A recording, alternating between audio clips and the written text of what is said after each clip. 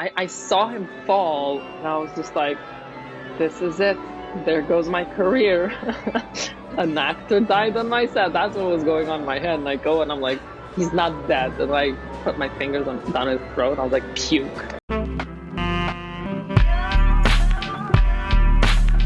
Welcome to Shoot the Shit, a podcast that tells the unfiltered tales of filmmakers' craziest production and on-set experiences.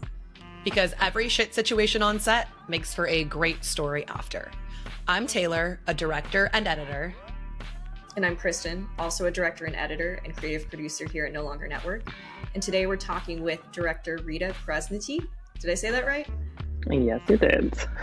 Close enough.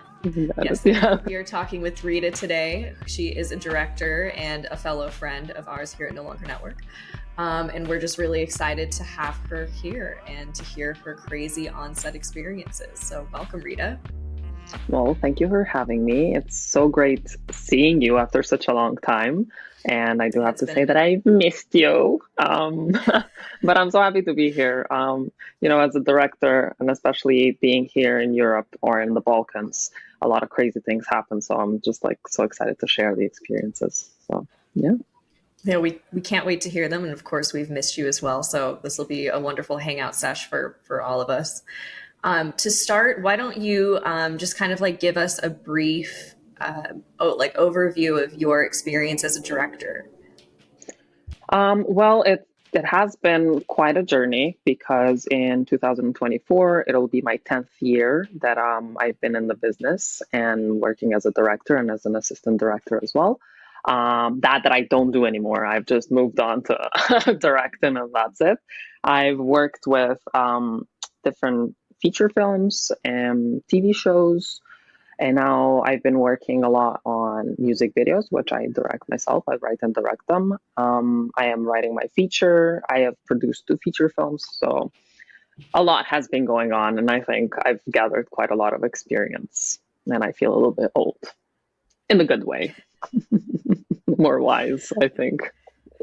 It definitely sounds like you've been busy, it sounds like a good thing, a very good thing. It is a good thing. Yeah. Mm-hmm.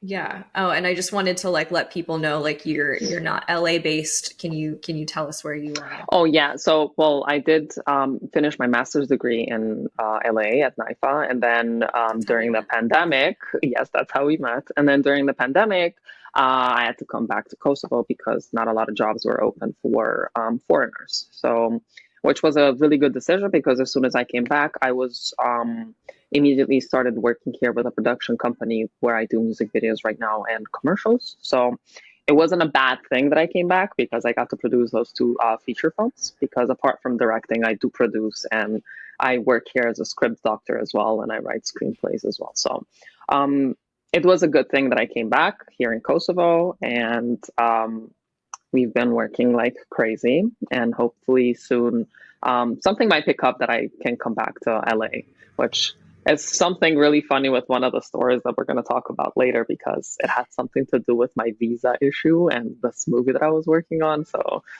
yeah, it was quite stressful. Yeah. Uh-oh. You want to just jump in and tell us that story? I'm very curious. Well, yeah, I'm dying to tell you. When I came, so last year I produced these 2 movies. The first one was this art house movie, which was ultra low budget, that I did for a friend of mine who was the director, and he asked me to come on the project because they had these issues with a previous producer, and they needed somebody to really pick up the pace and get the movie done, even though it was really shitty on money. And I was like, okay, yeah, fine. And we were doing pre-production and we were struggling to get the production designer. We got this young girl who was very inexperienced. She was lovely and we loved her and we love her to this day. But she was very inexperienced to take on such a big project with so much production design in it.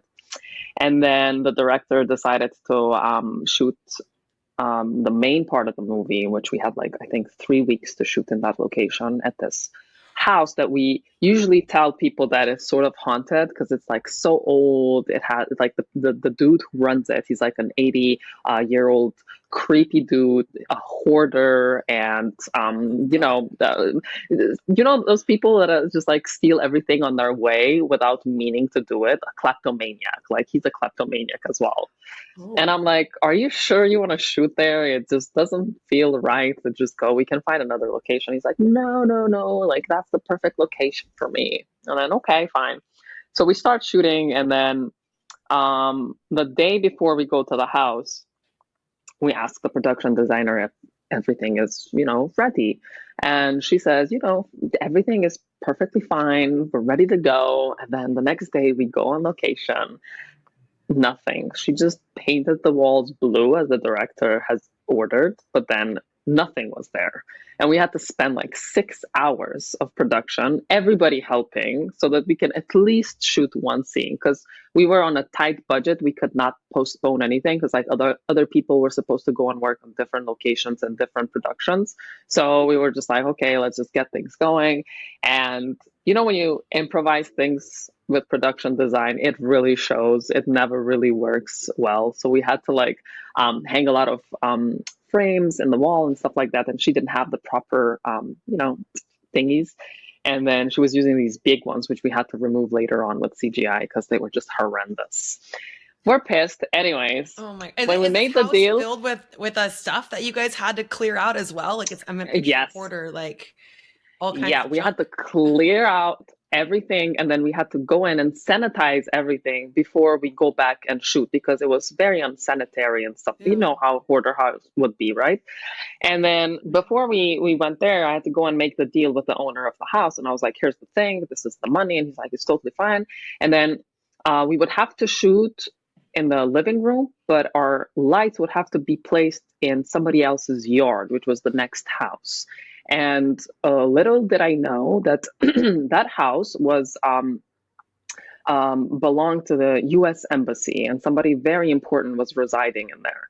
And apparently, whenever they shoot something, because it's a famous house we're going to shoot there, they had this deal with the owner of the house. He would let them know that a production house is coming, they're going to place lights there, and then they would be like, totally fine, we have the security, do your thing.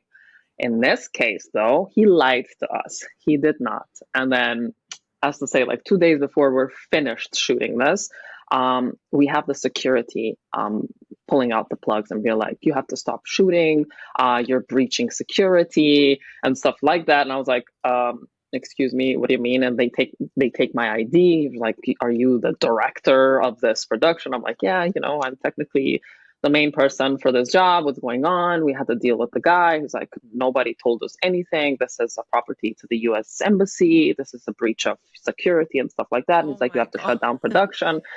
Meanwhile, me being like, here goes my visa. I'm never gonna go back to the States ever again. I breached security, and like, I was like, can we just like talk about this? Because we were promised that we can do this, and they're like, no. And then the guy who actually lived there refused to talk to us, and we had to like handwrite letters and apology letters and stuff like that until we had to talk to the actual owner of that house, who was a woman. And I was like, so here's the thing, we have the contract that he said he talked to these people because it's not the first time. She was like, we didn't know because usually I'm the one who talks to the embassy to let them know that people are going to place lights in the yards. And I'm like, can you just please tell them that we were shooting a freaking low budget movie? Like we weren't trying to like scare anybody or anything. And then they halted our production.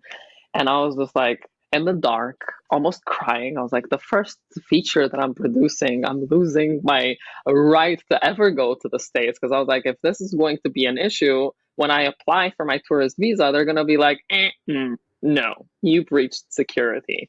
But then Yeah. Oh after I my was very gosh. determined, I was very determined. And I was like, please, we're just shooting a movie and stuff like that. And then the guy finally decided to talk to me. He was like, you guys should have let us know because my wife was really afraid when she saw people moving around in the yard and stuff like that. And I was like, Oh my God. I'm sorry. We were promised that you were aware of this. And he was like, don't worry. And then finally, he was like, just place the lights and shoot the film and get the hell out of here, basically. And good luck with everything. I was like, okay. So ever since then, I still haven't applied for my tourist visa. So I'm just so nervous. So when I do it, I'm like, are they gonna be like, no, or are they gonna be like, let's approve her visa?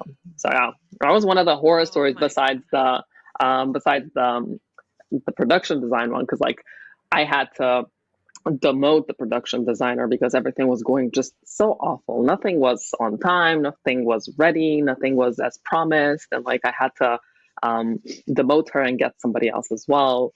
And it was the first time when I had to do that, and I felt so uncomfortable. Uncomfortable. I was like, "Here's the thing: I almost lost the will to live because I would never visit, America again. But I have to demote you. I need to finish. At least the movie has to turn out good, woman." She's like, "No, I understand," and stuff like that. So we hired somebody else, and then there was drama because like the production design people didn't know who to go to work with because like it was a big team. And I was just like, okay. But we finished the movie, and it turned out great, regardless of all the drama that we had. Which we had another scene, by the way, where the director was very, very stubborn about how he wants his scenes to work, but sometimes he was not rational. And then he had the scene where everybody, like even the actress, was like, "I cannot do this. This is so stupid." So apparently she was like deliberating really bad news, right? And then she's cleaning these candles she was like dusting candles, and like she delivers the bad news, and then the candle falls and it breaks, and she was like, you know I can't just drop it and it'll break. It was like, it doesn't make sense to me. And then we had the whole production because she started crying. She was so uncomfortable, and I was talking to the director. I was like, I understand your vision, but the actress is crying because she cannot deliver what you're asking because it's so irrational. But then we made a pact and we shot the scene. Not our favorite scene. Nobody likes that scene, but I'm like, okay, do your thing, bro. Did the director compromise and let go of the whole dropping candle thing? A little bit, a little bit. No, and then I'm really sure that he cannot watch that scene any more than we can because we're just like, ugh. And then we had to do like this fishnet scene where we had to like, how to say, pull the candle from her arm so that it'll fall, and then she'll give us the reaction we want. We're like, why are we focusing on so many irrelevant details when this can actually work more naturally? But yeah, it was a little bit crazy, to say the least, Like, for the first feature. such a weird request for that instance. Like, I mean, you have to kind of give it to actors because they're put in these really weird situations where they're like, why would this ever happen? Like, why I know, right? It's like, it doesn't make sense. Emotionally. It doesn't make sense physically. It's just, Yeah, and we had like one of our really good actresses here in Kosovo. She's like really famous and really successful, and she's like, it doesn't make sense. And we're like, just leave it to him. He's the director at the end of the day. We got to go with whatever he says. And that was it. But yeah, that was the big points in Ocarina. It was so stressful because I didn't have a team with me. I was a one person department, so I didn't have a UPM. I did have a UPM, but he was more concerned with other things, so I didn't have any assistants on my side. So, and I was the first AD as well, so all those hats just juggling in my head. I was like, but my visa. All I kept thinking was my visa. I'm never gonna go to Broadway again because of this. But yeah, It sounds incredibly stressful. How long it was the was. whole ordeal, like dealing with the embassy? Was that like a couple of hours or like a couple of days? No, it was like a week. It was a week that we had to deal with because it's like, it was so stressful. But all I remember is just the amount of stress, and I did not see any light whatsoever. To me, it's like such a dark period because I was like, this is so ridiculous and random to cause so much problem for my future. And I was like, I don't care. I will just like apologize and go to the embassy every day, just like handwriting apology letters for something that I should not because it's not my fault. But the guy who owns the house is a very irresponsible prick, and we hate him. And I haven't shot there, I think, since then because I avoid that house as much as possible. And like we were shooting this scene, we had this chocolate syrup, and then for each take, we had to like put some chocolate syrup to fix the cake again so that we can cut it without, having to change so many cakes. And then we were discussing what was happening with the shot, and then we turn around and we don't have the chocolate syrup anymore. So the whole production is like, where did the chocolate syrup go? And then we're like, was the gentleman roaming around here? They're like, yeah, we saw him. We're like, go and ask him because he probably has it because he was stealing a lot of stuff, right? And then he was like, no, I've not seen the chocolate syrup. Like, what are you talking about? And then he goes to the bathroom. I was like, let's raid his cabinet because I'm sure he has it. First cabinet, there is the chocolate syrup. And we're like, come on, you You've got to be kleptomaniac. kidding me. He was Yeah, actually stealing things from the production. Like, yeah, you guys were actively he using. was. Oh my goodness. He No. was. It was. I was just like, I cannot wait for this location to be wrapped, and I hated that so much. Everybody hated it, and it was like cold, and we were shooting in March, still cold from the like winter and stuff like that, and spring was a little bit late, so we were like, it's cold, it smells, it's bad, so much stuff is happening. It's just like save us, somebody save us. But we made it though, and the movie turned out good. I know, right? We needed, and it was a Sunday. We were shooting on a Sunday, so like not a lot of markets were like open to go and get the chocolate syrup again. And I was like, I can't deal with this again. I cannot wait 30 minutes for somebody to drive somewhere else to buy me some chocolate syrup.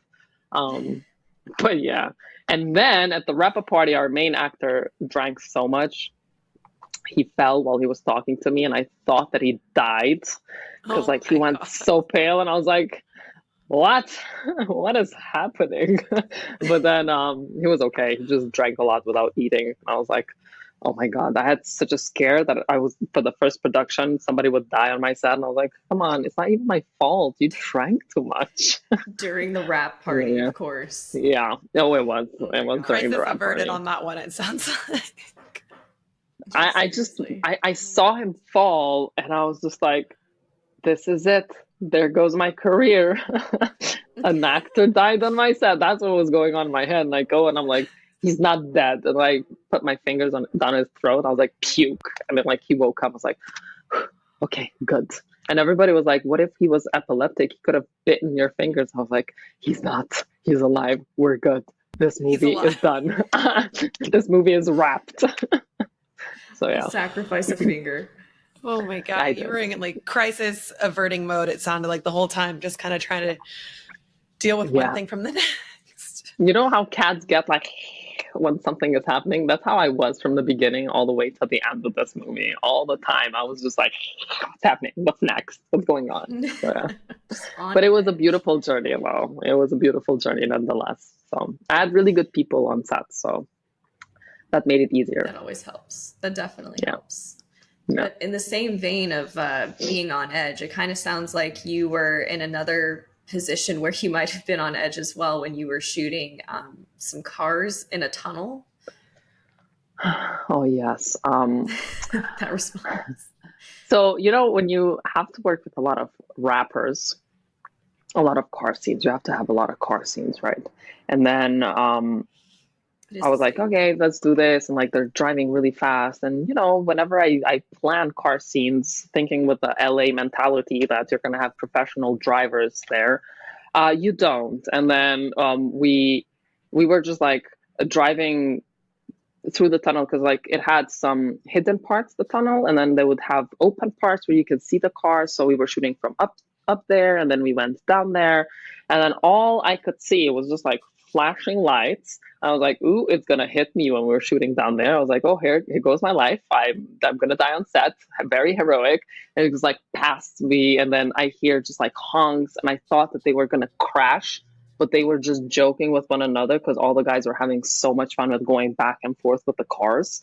And I was just like, I don't know what I'm gonna do. By the time I go and I go to the producer, I'm like, okay, I live to see 27. I'm good.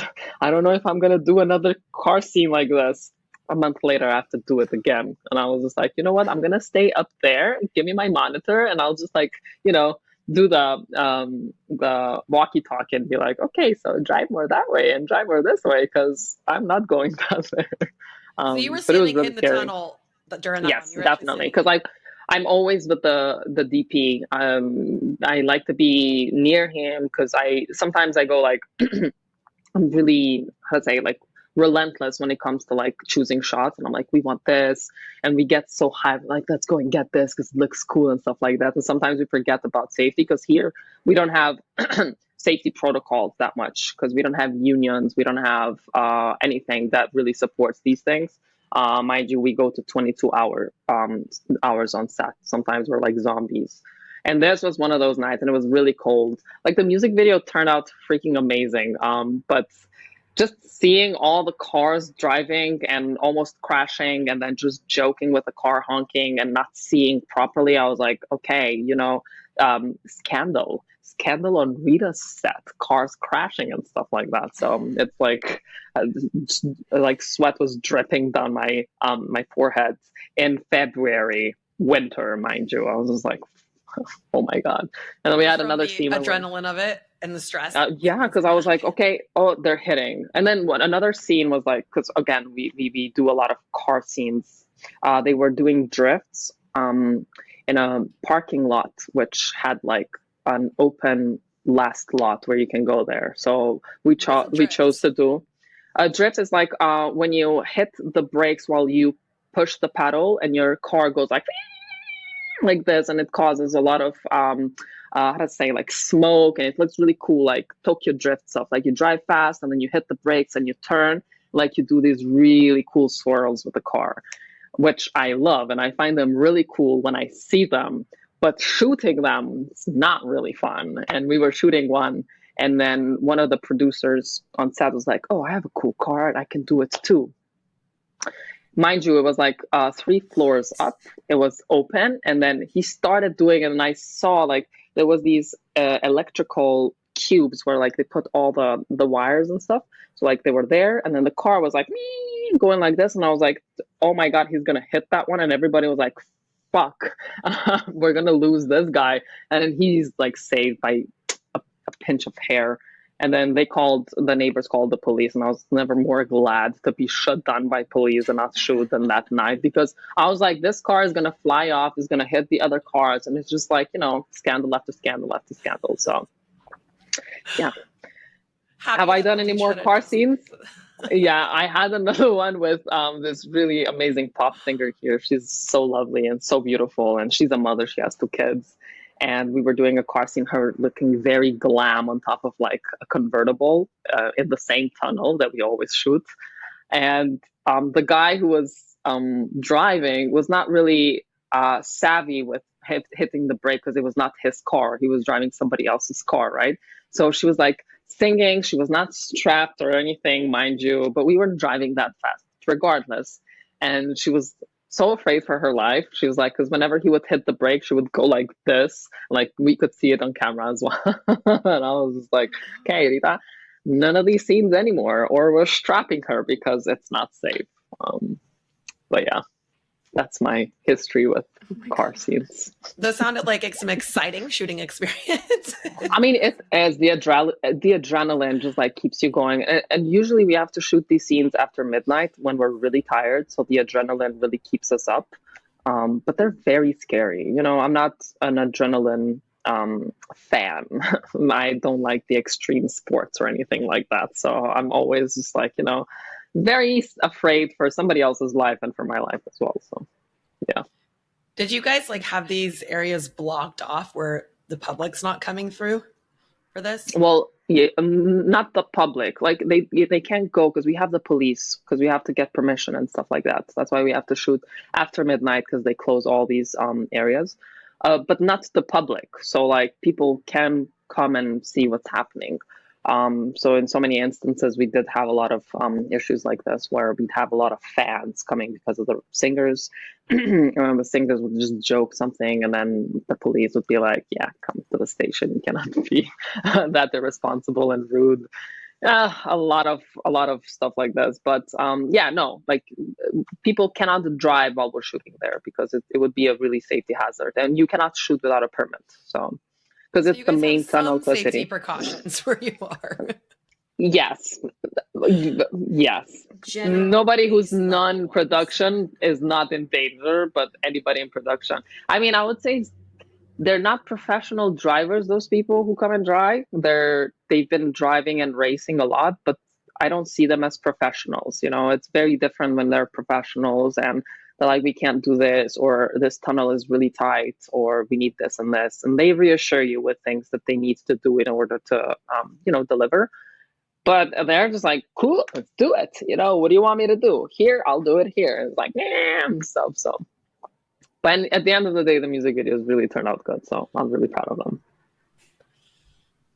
Well, I'd like to talk more about your music video experiences. It sounds like there's a lot of craziness that comes from some of this. Can you talk about, is there a time when you had maybe some relationship or drama kind of unfold? What else can you share? Yeah, those are always like there, especially when famous people date famous people. It's like you're in a soap opera. A lot of things happen. But like we had this one instance where two singers, they broke up and they have a kid, and the guy had a lot of scenes that he had to shoot. And it was not a feature, of course. It was just like a very recent one when they broke up.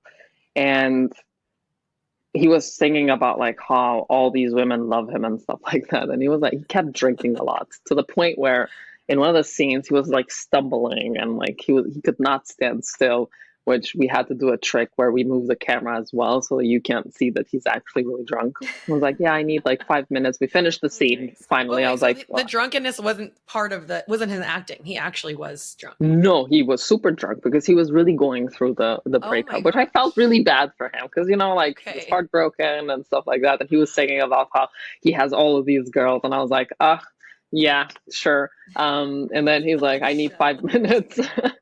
Yeah. He's like, I need 5 minutes and stuff like that. You can smell alcohol from a mile away.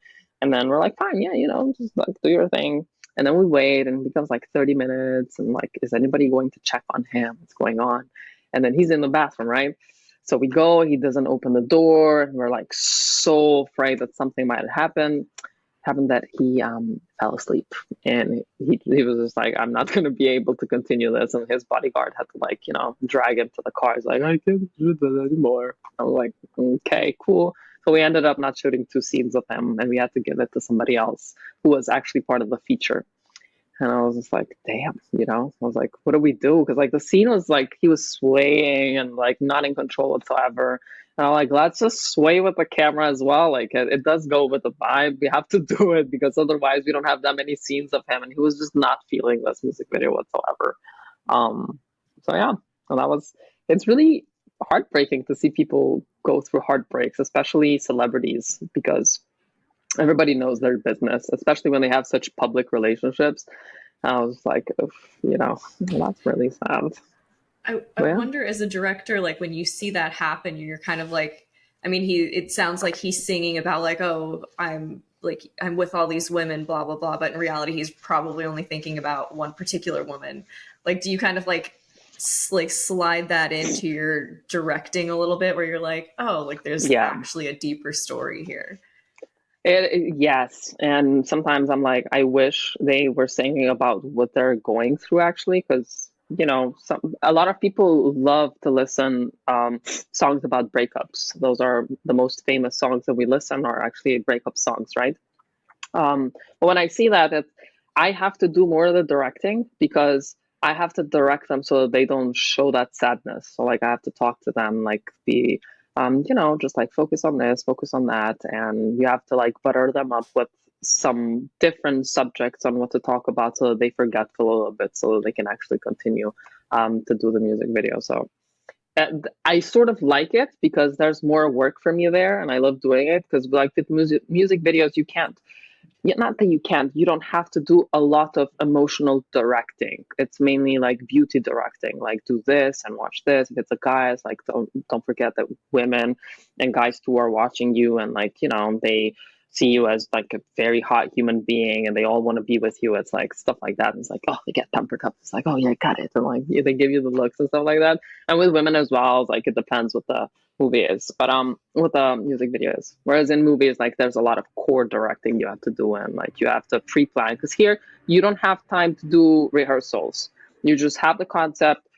We do pre-production and then we straight go to production. Sometimes I don't see the singers until they're on set. They just approve stuff through our people that we talk to.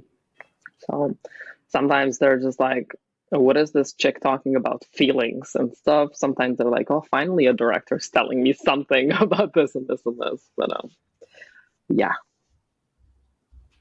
Do you find that working with musicians, versus working with actors, is that relationship with between you and them as a director different, or to find a different level of professionalism with them? Yes, it is very different because singers don't really understand the whole concept of a director. Like, I've had so many instances where, like, oh, finally, like, somebody is telling me to do this and this and this against just look good, stay there, and like be sexy. Whereas with actors, it's more, yeah, because like they apparently they do tell it a lot. Whereas I go on like, okay, so we're trying to grab this, but we need to do this and this and this. So I try to be as clear and simple as possible so that they understand because they don't speak the lingo we speak in filmmaking. Whereas with actors, especially when I have them on music videos, because we do a lot of like story-based music videos, it's the easiest thing to do. You give them keywords because you talk beforehand. You're like, so this is the idea, this is the character, and then you just need keywords and then they just deliver immediately. So in a way, production moves faster when you have actors versus when you have just singers and models. So yeah, but I would always prefer to work with actors, obviously, because you know they want to like get more, and they're like, yeah, so are we doing this because this character is this? Do we want to add this as well? So it's like, oh yeah, that's actually a really good idea. And some singers too, they're like, I think we should probably add this and this and this, and I'm like, oof, yeah, you know what? That's probably a really good idea. Let's try that. So, yeah. So a little bit of collaboration there sometimes pops up. I love that. Definitely. Yeah, it's definitely nice when they can also be intuitive to the piece and kind of put themselves into it. And yeah, as you said, it's a collaborative effort. It is. Do you prefer, do you have a preference? Do you find yourself enjoying doing more like montage music video work, or are you more inclined to do narrative? Like, where do you feel that you are most a director in which medium? I think I always lean towards narrative because I am so narrative focused with everything since I write screenplays as well for myself and for other people. Like to me, it's always about story. But then sometimes some songs, they give you that montage feel where you just want to try things and you just want to go for the aesthetic and nothing else. Like we don't care that we have a tank, a pink tank, with like fluffy stuff in the middle of the snow, you know? It doesn't matter. It has no context whatsoever. But what fulfills me more as a director is the ones that are more narrative flavored. So yeah. Yeah, that makes sense. I would imagine that would be the response, but I think maybe, you being able to step a foot in each pool kind of allows you to stretch and exercise different muscles as a director. Like you said, you get to be like more aesthetic based when you are doing certain music videos, and then really flex your muscles as a storyteller when you're doing narrative. Yeah, but like music videos are a great medium to just try whatever you want to try. Like they have that space for you to be like, try whatever you want to try and let's see if it works. Sometimes it really works, sometimes not so much. So it's a really good space as a director to really practice the craft. It's not just movies that you have to focus on. Being able to direct so many other things, I think builds you up more as a director than just movies. But with that, it sounds like we're kind of wrapping up here. So I wanted to open it up to you and just ask you if there's anything you're working on that you want to share. If there's a place people can find you and follow your journey as a director.